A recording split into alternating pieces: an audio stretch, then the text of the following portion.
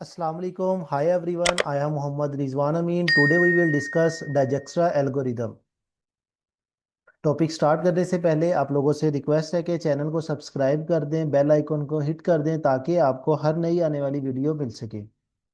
चलिए हम देखते हैं कि डाइजेस्ट्रा एल्गोरिदम कैसे वर्क करता है। The Dijkstra algorithm is design to find the shortest path between two vertices of a graph. The algorithm start from the source. The input taken by the algorithms are the graph. Graphs are vertex and edges, where vertex V is the set of the vertex and E is the set of edges, and the source vertex S, and the output is the shortest path spanning tree. अच्छा, आपके पास एक graph given होता है और उस graph के अंदर आपके पास वर्टिक्स और एजिस गिवन होते हैं। आप लोगों के पास एक सोर्स वर्टिक्स गिवन होता है, जैसे इस ग्राफ के अंदर हमारे पास एक सोर्स वर्टिक्स वो है 0। अब आपने क्या करना है, इस सोर्स वर्टिक्स से आपने हर एक वर्टिक्स को विजिट करना है और उसका जो शॉर्टेस्ट पाथ होगा जहाँ उस या उसकी जो कास्ट होगी वो सबसे मिनिमम हो, और बाकी सारे वर्टिक्स को हम इनफाइनाइट कंसीडर कर लेते हैं। ओके, फॉर एग्जाम्पल अब मैंने इसको 0 से हमने 1 की तरफ जाना है, 2 की तरफ, 3 की तरफ, 4, 5 एंड आल्सो 6। अब यहाँ पे क्या होगा, ये हमारे सारे अभी अनविजिटेड नोड्स हैं। जब हम इसको विजिट करते जाएंगे तो हम उसको क्रॉस करते जाएंगे। अब यहाँ पे मैं क्या करता हूँ, अगर मैं 0 वर्टिक्स से 1 की तरफ जाता हूँ तो 0 से 1 की तरफ अगर मैं जाता हूँ तो इसकी कॉस्ट कितनी है, 2।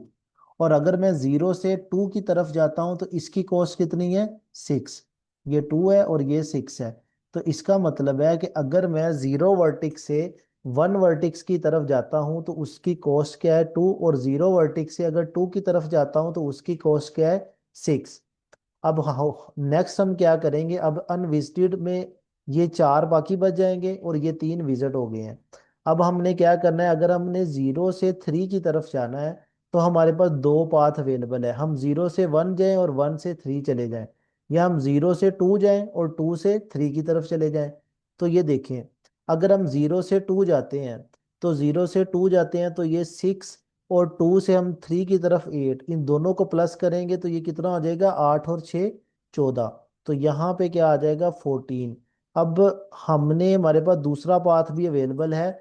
अगर हम उधर से विजिट करते हैं तो 0 से 1 जाते हैं 2, और 1 से 3 जाते हैं तो 5। तो इसका मतलब है ये 14 ज़्यादा है, तो मिनिमम क्या होगा, 7। तो इसी तरह हम ये देखें, नेक्स्ट क्या करेंगे, अगर हम हमारे पास जो 3 आएगा, हमारा 2 भी विजिट हो गया, अ, यहाँ पे 1 भी हो गया, 2 भी हो गया और 3। अब 3 की कॉस्ट क्या आई है, 7, क्योंकि वो 14 ज्यादा थी, उसको हम कंसीडर नहीं करेंगे। इसी तरह अब हमने क्या, किस पे जाना है, अब हमने 5 को विजिट करना है और हमने 4 को विजिट करना है। अगर हम देखें, 4 पे जाने के लिए 0 से 2 जाते हैं, 2 से 3 और 3 से फिर 4 की तरफ जाते हैं। तो ये कितना हो जाएगा, 6 और 8 14, 14 और 10 24। तो ये तो बहुत ज्यादा है।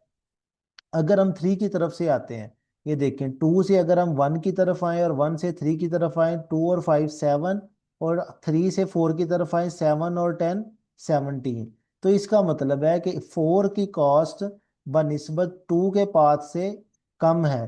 तो इसका मतलब हम क्या करेंगे, हम इसको कंसीडर कर लेंगे कि यहाँ पे 4 की आ जाएगी 17 आ जाएगी, और इसकी 5 की कितनी आएगी। जब हम 5 पे विजिट करेंगे, ये देखें, तो यहाँ से जाते हैं तो ये तो 8 और 6 14, 14 और 15 29 हो जाएंगे। तो अगर हम 0 1 3 और 5 से जाते हैं, 2 5 7 7 और 15 22। तो इसका मतलब है कि ये इसकी मिनिमम कॉस्ट क्या होगी, 22। तो इसका मतलब हमारे पास 0 1 2 3 4 5 सारे विजिट हो गए। अब हमने 6 की तरफ जाना है। अब हमने 6 की तरफ जाना है तो 6 की तरफ जाने के लिए भी हमारे पास दो रास्ते हैं। एक यहाँ से हम ऐसे होके चले जाएं कि फॉर एग्जांपल 0 से 1 आए, 1 से 3 और 3 से 4 एंड 4 से 6 की तरफ आ जाए। 2 आर 5 7, 7 आर 10 17, 17 आर 2 19। अगर हम ऊपर से जाते हैं तो ये क्या आ जाएगा, 2 और 5 7, 7 और 15 22, 22 और 6, तो ये भी 28। ये तो उससे भी ज़्यादा हो जाएगा। तो इसका मतलब है 6 पे जाने के लिए हम कौन सा पाथ को चूज करेंगे, 3 से 4 की तरफ और 4 से 6 की तरफ जाएंगे। ये हमने 4 की तरफ आ गए हैं, तो यहाँ पे क्या आ जाएगा, इसकी क्या आ जाएगी, 22 आ जाएगी, और 19 आ जाएगी, सॉरी। तो ये क्या होगा, ये देखें हमने 0 से 2 की तरफ गए, 0 से 1 2, और यहाँ पे हम 4 की तरफ आए, 4 से फिर हम 6 की तरफ चले गए। अगर हम 5 से 6 आते तो इसकी कॉस्ट ज़्यादा हो जानी थी। ये 1 पे हमारी 2 कॉस्ट है, 2 पे 6 है, 3 पे 7 है, 4 पे 17 है, 5 पे 22 है, और 6 पे 19 है। ये सारा हमारा जो भी है, ये क्या है, मिनिमम कॉस्ट है। डाइजेस्टिव एल्गोरिदम की मदद से हम मिनिमम पाथ को फाइंड करते हैं और पूरे ग्राफ को ट्रैवर्स करते हैं हर एक वर्टिक्स से। और यहाँ पे हमारे पास एक स्टार्टिंग वर्टिक्स होता है जिसे हम सोर्स कहते हैं, और बाकी सारे इनफाइनाइट वर्टिक्स होते हैं, और हमने हर एक वर्टिक्स को विजिट करना होता है। उम्मीद है कि आपको ये वीडियो अच्छी लगी है और आपको समझ आ गई होगी। अगर आपको लेक्चर अच्छा लगा है तो वीडियो को शेयर कर दें, चैनल को सब्सक्राइब कर दें। Thank you. अल्लाह हाफिज़।